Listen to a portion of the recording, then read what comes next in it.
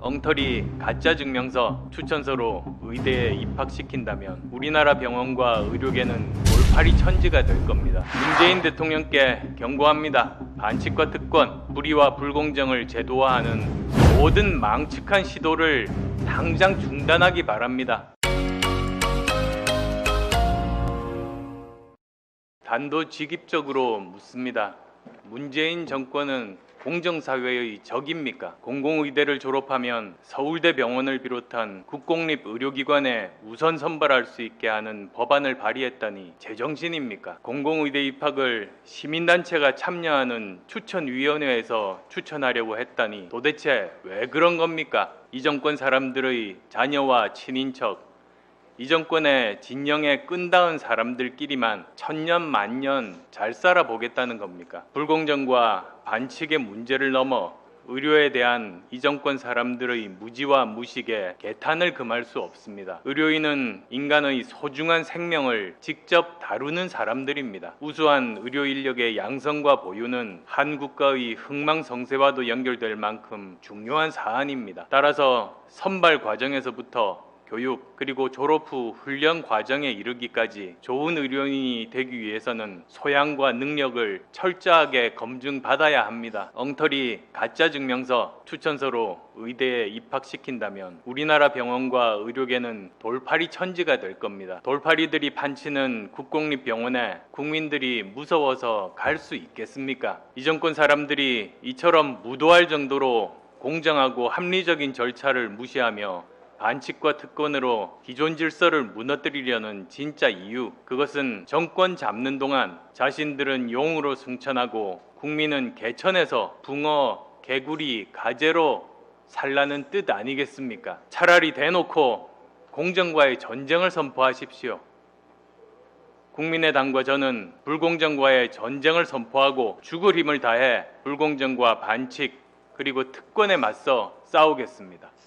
문재인 대통령께 고언드립니다. 지금 국민은 힘들고 지쳐 있습니다. 이 시점에서 정부가 해야 할 일은 국민들이 다른 걱정 없이 생업의 문제, 생활의 문제에 집중할 수 있도록 도와드리는 것입니다. 그러나 지금 정부의 행태는 국민의 기대와 거꾸로 가고 있습니다. 코로나19와 싸우는 것도 버거운데 왜 특권과 반칙, 부정과 불공정 문제까지 만들어 국민을 더 힘들게 합니까? 대통령은 의료계 파업을 두고 전투 중에 전장을 이탈했다고 비난했습니다. 한마디로 탈영병이라는 뜻입니다. 입은 삐뚤어졌어도 말은 바로 하라고 했습니다. 지휘관이 아무 잘못도 없는데 지금까지 멀쩡히 잘 싸우던 장수들이 왜 종군을 거부하겠습니까? 지휘관이 장수들 등 뒤에서 짱돌을 던지니까 이런 일이 벌어지는 것 아니겠습니까? 군사들의 종군 거부가 문제가 아니라 지휘관의 지휘 자격과 지휘 능력이 더 문제인 것입니다. 의료계 파업은 단순히 이익단체의 밥그릇 챙기기 문제가 아닙니다. 자신들이 평생을 바쳐 일하는 의료 분야의 중대한 변화에 대해 제대로 된 상의나 공론 과정도 없이 잘못된 정책을 일방적으로 밀어붙였기 때문입니다. 의료계도 속고 국민도 속은 그들만의 잔치, 공공의대 추천제에 대한 반발은 반칙과 특권을 제도화하려는 이 정권에 대한 불가피한 저항의 표현입니다. 의료 분야뿐만 아닙니다. 말 많은 한전공대도 수능도 내신도 없이 학생을 뽑겠다고 합니다. 정권의 낙하산 천국, 산피아의 놀이터인 한국전력이 운영하는 대학에서 수능도 내신도 없이 학생을 뽑는다면 과연 누가 입학하겠습니까? 누구누구 수석의 아들, 누구누구 산업부 간부의 딸, 그 동네 유지의 조카가 아니면 보통 학생들은 모두 들러리가 될 것입니다. 대통령께서 엊그제 촛불 정신을 거론하셨는데 이러라고 수백만 국민이 촛불을 들고 176석 거대 여당을 만들어준 줄 아십니까? 문재인 대통령께 경고합니다. 공공의대 추천 입학제, 황당한 한전공대 학생 선발 같은 반칙과 특권, 불의와 불공정을 제도화하는 모든 망측한 시도를 당장 중단하기 바랍니다. 진정 공정사회의 적이 되려고 하십니까? 모든 국민의 대통령이 되겠다는 취임사가 단 1%라도 진실이기를 바랍니다. 의료진 파업이 없었다면 공공의대 추천 선발 같은 특권과 반칙의 제도화는 쥐도 새도 모르게 성공했을 수 있습니다. 한전공대 입학 방식 같은 황당한 일도 주목을 끌지 못했을 수 있습니다. 이런 반칙화 특권, 부정과 불공정의 사례가 백일화에 드러나 국민적 지탄의 대상이 되고 반대 여론이 들끓게 된 것은 대한민국의 미래를 위해 참으로 다행한 일입니다. 이 정권이 국민 몰래 뒷구멍으로 처리하려는 반칙과 담합, 불공정의 사례를 찾아내 정상화시키고 그 주모자들이 응분의 책임을 지도록 하는 것이 지금 야당에게 주어진 중요한 과제 중에 하나일 것입니다. 국정 운영에 대해 정부 여당에 요구합니다. 위기일수록 국민 통합의 정치가 절실합니다. 이것은 삼척동자도 아는 상식에 속하는 문제입니다. 부적절한 여론전과 공권력 남용을 이용한 편가르기를 즉각 중단해 주십시오. 코로나19 전쟁에서 한마음이 되어 싸우고 있는 국민과 의료진을 편가르게 하는 것은 적전분열이며 이적행위입니다. 코로나와 싸워야지 왜 코로나와 싸우는 의사들과 싸웁니까? 정부 여당은 7년 전 문 대통령께서 왜 이렇게 강경한가? 태도와 대화와 타협이 먼저여야지 공권력이 먼저여서는 안 된다는 말을 되새겨 보시기 바랍니다. 또한 정부 대응 조치와 정책의 예측 가능성을 높여 주십시오.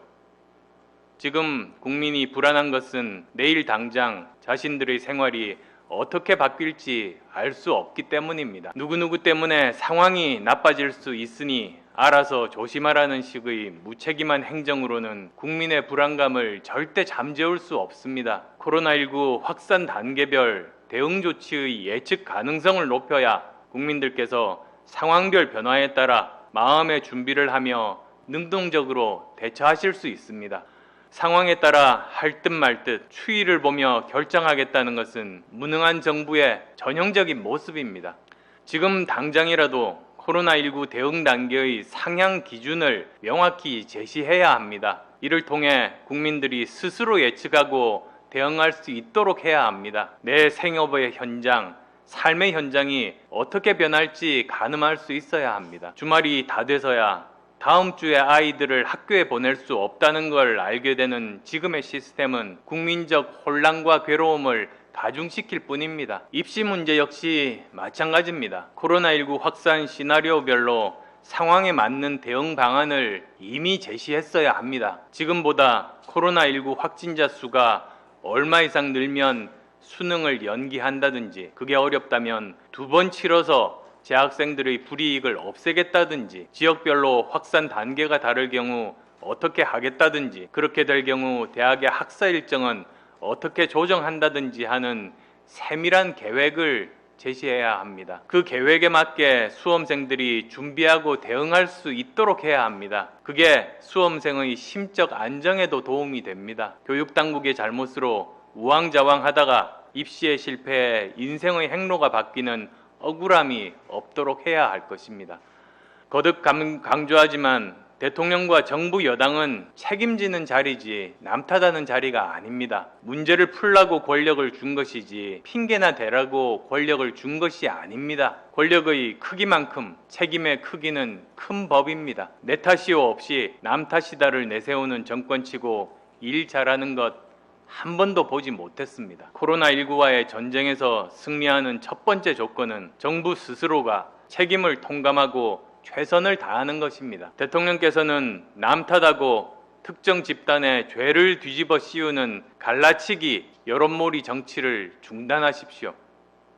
코로나19 2차 확산의 책임은 아니란 인식으로 국민들에게 잘못된 시그널을 보낸 대통령의 신중치 못한 발언, 그리고 임시 공휴일을 만들고 소비 쿠폰을 뿌려댄 정부에 있다는 것을 통감해야 합니다. 국민의 원망도 듣기 싫고 방역에 성공했다는 자랑도 하고 싶은 이기적인 태도로는 사태를 근본적으로 해결할 수 없다는 점 명심하시기 바랍니다. 김대중 전 대통령의 정신을 이어받고 여권 내에서 상대적으로 합리적인 인사로 평가받는 이낙연 전 총리가 당대표에 당선됐습니다. 당선을 축하드리며 이 대표의 당선을 계기로 늦었지만 정파가 아닌 대한민국의 이익을 먼저 생각하고 지지자만이 아닌 모든 국민을 위해 헌신하는 진정한 집권 여당의 모습을 기대합니다. 문 대통령과 이낙연 대표께 KBS 황현택 특파원의 기사 내용 일부를 들려드리는 것으로 오늘 제 이야기를 마치려고 합니다. 이낙연 대표께서는 일본 프로야구팀은 일본 시리즈를 우승한 당일에도